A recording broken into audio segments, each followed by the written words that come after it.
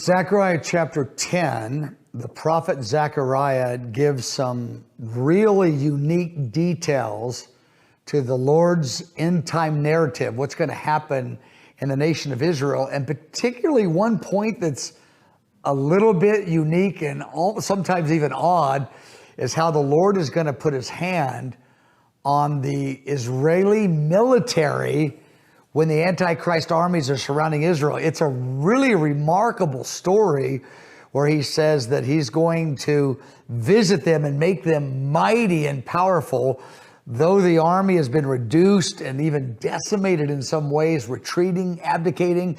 He's going to put a spirit of courage in them. That's one point that's developed over several verses in Zechariah 10. And another point is how the Lord talks about how the rain is going to be related to the prayer movement. He said that if the people of God will pray and ask the Lord for rain, he'll give more rain. And if they draw back, then he'll draw back. I felt like that's going to be a significant part of the narrative of just what's happening in the nations in that hour of history.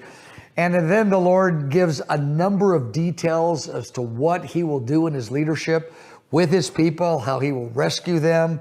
But a lot of specific details in Zechariah chapter 10 that, though they're confirmed in other passages, Zechariah 10 develops them in a way that's beyond like Micah and Isaiah. And so I've really enjoyed and been stimulated, sometimes perplexed by the details in the narrative of the end times in Zechariah 10 and chapter 12 and 13. I mean, they kind of all go together. It's quite a remarkable passage of scripture.